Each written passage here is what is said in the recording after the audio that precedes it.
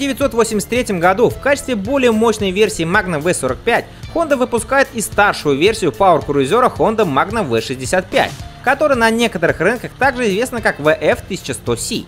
Этот мотоцикл был ориентирован на внешний рынок и в большей степени, конечно же, для США.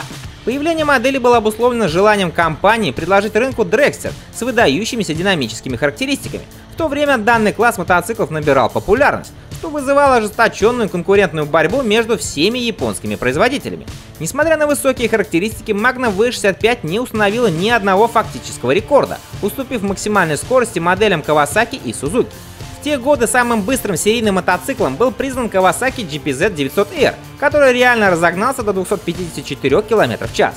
Однако, как мы все с вами знаем, лидерство в этом классе захватила кувалда Yamaha VMAX 1200, которая появилась в 1985 году.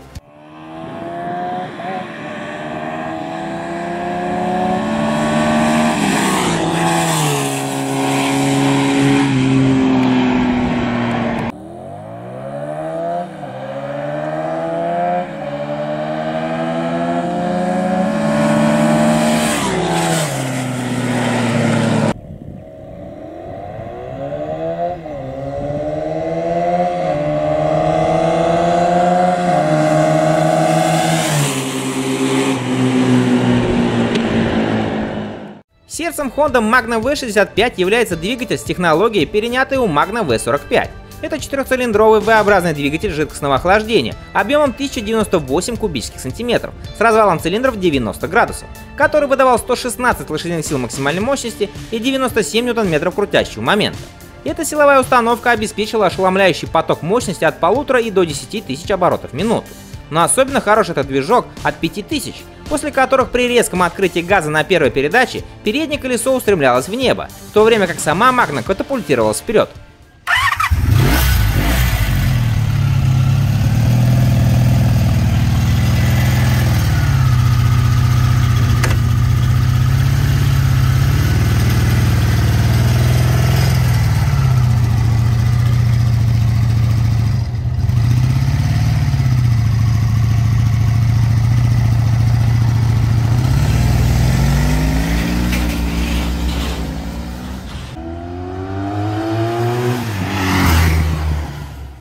За питание отвечали 4 36 мм карбюратора Keihin. Средний заявленный расход топлива на Honda Magna V65 составляет 5,8 литра на 100 км пути.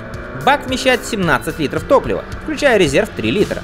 От 0 до сотни байк разгонялся чуть менее 4 секунд, а заявленная максимальная скорость составляла 225 км в час. Трансмиссия мотоцикла представлена пятиступенчатой коробкой передач плюс шестая передача, повышающая овердрайв, и карданным приводом. Также Magna V65 могла похвастаться сцеплением с гидравлическим приводом и приборной панелью с ЖК-индикаторами температуры и включенной передачей.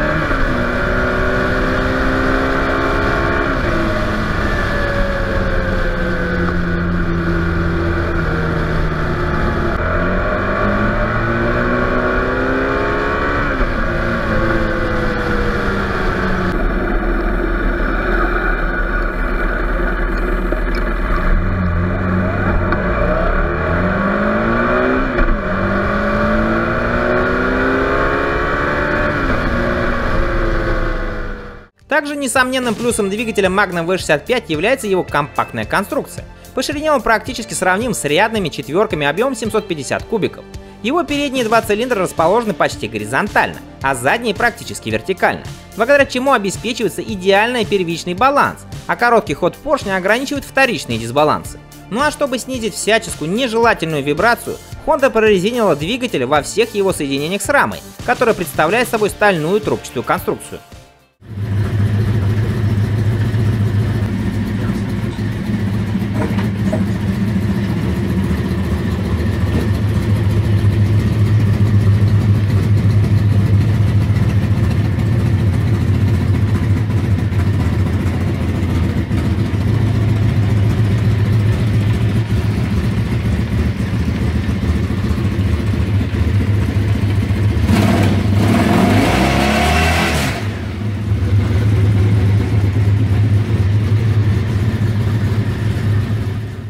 Подвеска Magna V65 представлена передней регулируемой пневматической 41-мм вилкой, которая имела антиклевковую систему TRAC. Ее ход составлял 150 мм.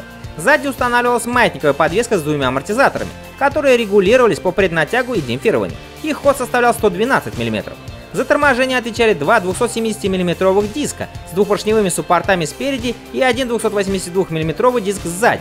В снаряженном состоянии драгстер от Honda весил 265 кг. 1986 год стал последним годом производства Honda V65 Magna, после чего она окончательно покинула рынок и дальнейшего развития не получила. Однако еще в 1984 году на базе Magna 1100 была разработана модель дорожного мотоцикла Honda Saiba V65, но это уже тема отдельного выпуска.